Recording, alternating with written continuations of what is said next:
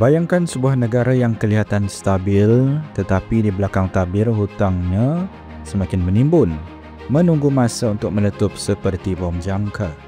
Apa akan terjadi bila sesebuah negara berhutang terlalu banyak, ekonomi runtuh, mata wang jatuh, atau lebih teruk, krisis seperti tahun 1997 berulang lagi? Dalam video kali ini kita akan melihat 7 negara dengan nisbah hutang tertinggi di Asia Tenggara. Negara mana yang sedang bertahan dan yang sudah berada di ambang kejatuhan. Terima kasih kepada yang mencadangkan video ini. Kepada yang baru mengetahui saluran Kris Digital, jangan lupa tekan butang langgan agar kami lebih bersemangat menghasilkan lebih banyak video baharu. Ayo kita mulakan.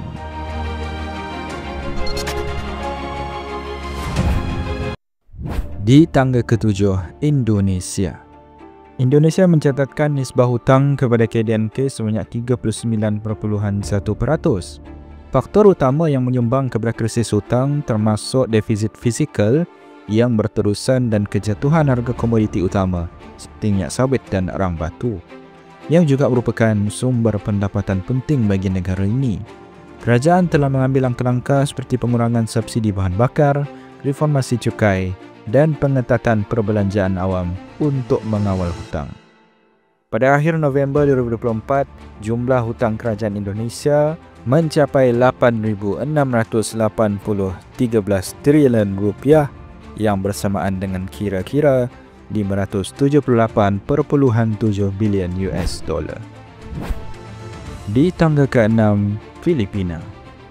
Filipina mencatatkan nisbah hutang kepada KDNK sebanyak 61.3% dengan jumlah hutang sekitar 243 bilion US dollar dan KDNK bernilai 396.8 bilion US dollar.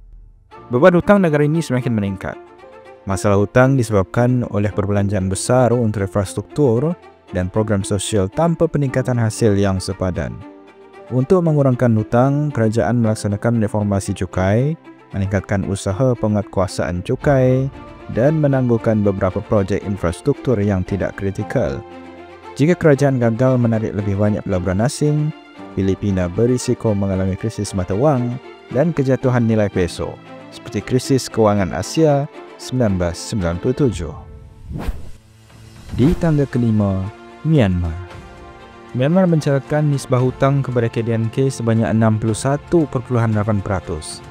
Krisis hutang ini berpunca daripada ketidakstabilan politik selepas rampasan kuasa tentera serta sekatan antarabangsa yang mengengahatkan akses kepada pembiayaan luar.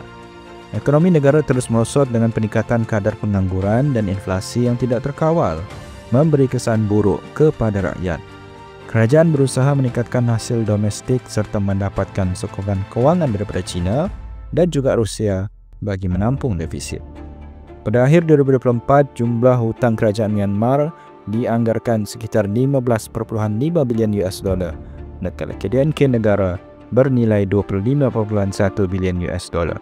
Jika situasi ini berterusan, Myanmar berisiko mengalami hyperinflasi yang lebih parah. Di tangga keempat, Malaysia.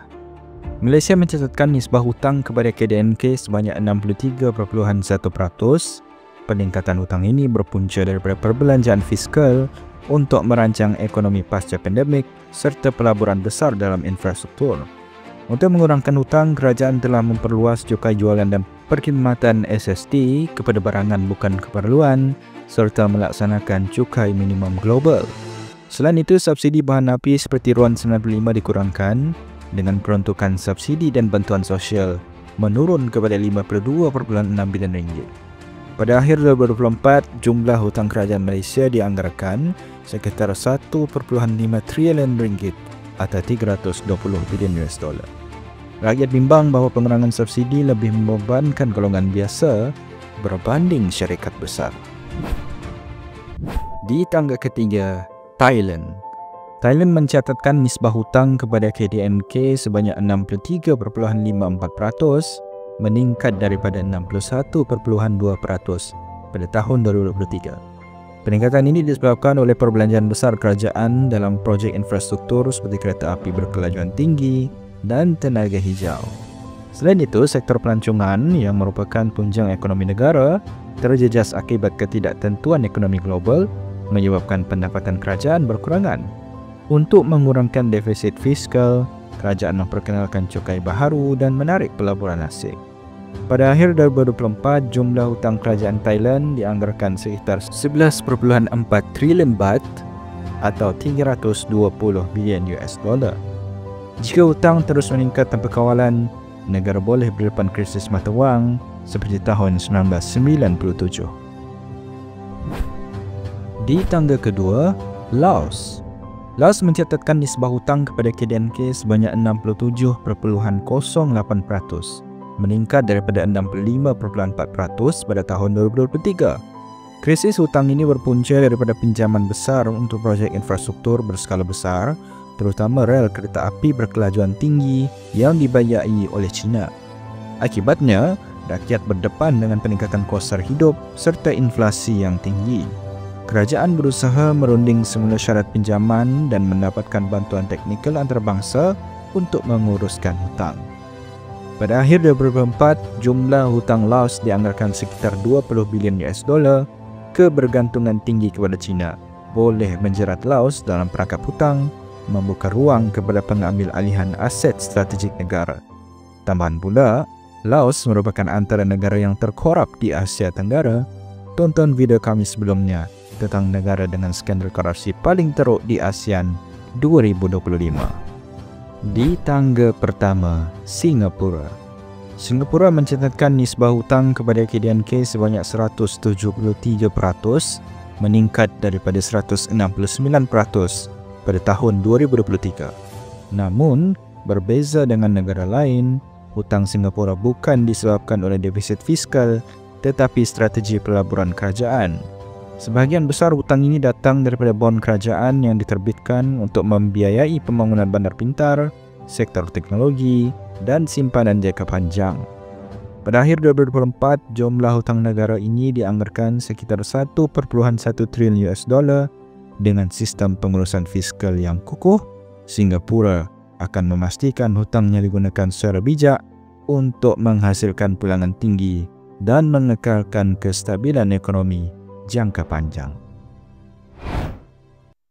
Secara keseluruhannya, hutang bukan sekadar angka dalam laporan kewangan.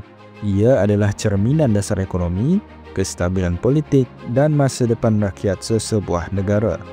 Jika diurus dengan baik, ia boleh menjadi pemacu pertumbuhan.